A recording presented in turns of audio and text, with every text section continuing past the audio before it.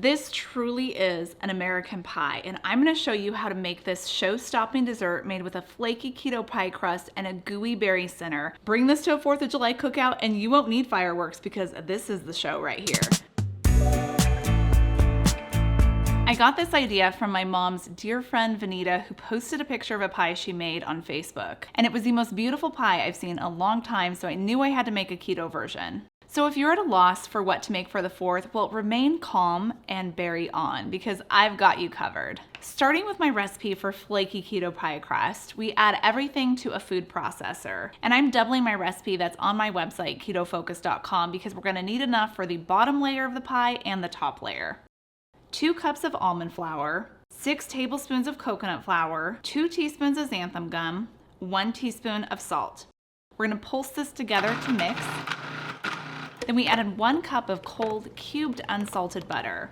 And I'll actually cube up my butter first and put it in the freezer to help it harden while I'm gathering the rest of the ingredients. But cold butter is the key to making flaky pie crust because as those pockets of butter melt, it releases air bubbles and that's where we get those flaky layers. I also use 2 ounces of softened cream cheese, and this just helps with the overall flavor. It just kind of helps neutralize the flavor of the different nut flours. Then give it a pulse until coarse crumbles form. Then add in 2 eggs and 1 tablespoon of rice vinegar. And this also helps with that authentic pie crust flavor. And if you don't believe me, then just check out my website because this recipe has so many reviews with everybody claiming it's the best keto pie crust out there. Once your dough gathers like this, then it's ready. And I'm gonna roll it out very thin in between 2 sheets of parchment paper. But before you do that, if you ever come across this where you're rolling with parchment paper and your parchment paper just slides all over the place, well, my solution to that is to take a damp piece of paper towel and put it underneath your first parchment paper, and that will keep everything from sliding. But I'm going to divide my dough into 2 pieces first, so 1 for the top crust and 1 for the bottom. And the bottom one is going to have a little bit more because we have more surface area to cover. So roll it out until it's about 2 inches past the diameter of your pie pan. Sometimes I like to flip my crust just so that we don't have creases. Then we roll out our top layer. And then I'm going to refrigerate this while I work on the filling. This is also a place if you want to just make this in 2 different stages, you can. This pie crust can be made up ahead of time, stored in the freezer overnight for a few days. You could even freeze it for longer if you want. Before I move on to the filling, I want to share a hack that I've been using when it comes to parties. 4th of July, there can be a lot of adult beverages out there. And whether or not you're going to drink, I have a solution for you to keep you hydrated. I love sipping on LMNT Electrolytes, especially after drinking alcohol because that can be so dehydrating. It helps to rehydrate me and gives me the option of something delicious to drink without having to drink more. And it's the perfect blend of electrolytes, 1,000 milligrams of sodium, 200 milligrams of potassium, and 60 milligrams of magnesium. Plus there's no fillers, no sugar, no extra junk.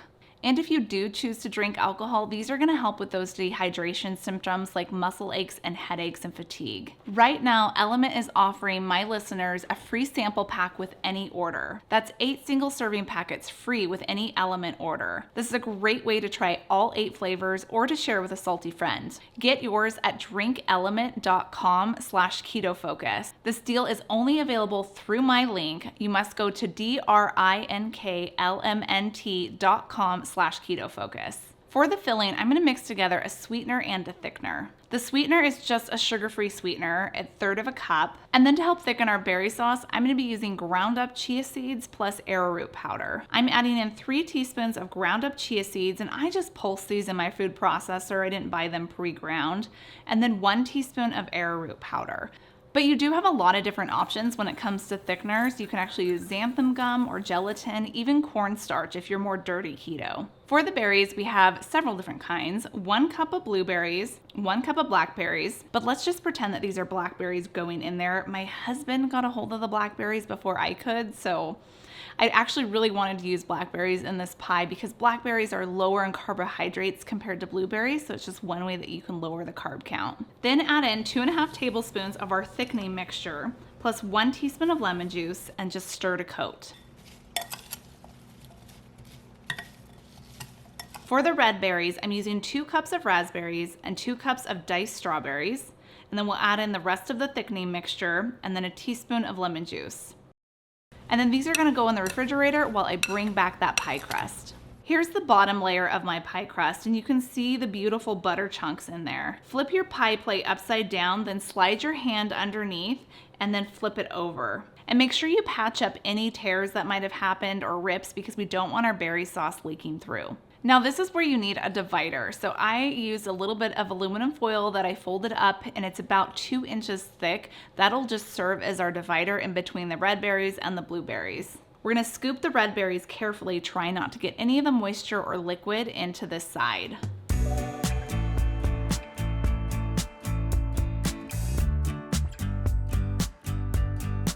And then the blueberries. And then this will go in the refrigerator while we work on the top crust. Here we need to punch out some star shapes, and I picked up these cookie cutters from Amazon. They have different sizes, so I'm gonna use the 2 smaller sizes of stars and punch out some of these.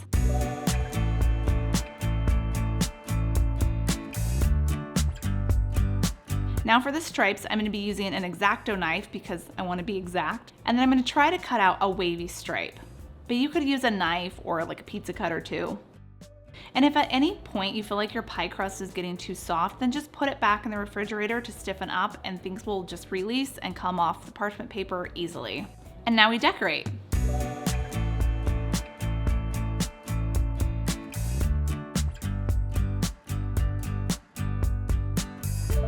So patriotic. This is gonna go in a 350-degree oven for 30 minutes. Then we'll remove it and let it set at room temperature for around 2 or 3 hours. This will just help it thicken up before putting it in the refrigerator, which will help it thicken up even further. But you could serve it after the 3 hours or wait to serve it later on. But this American flag pie isn't the only keto recipe that you can make. I have a whole playlist dedicated to recipes that you can bring for a cookout. Just click right here to watch.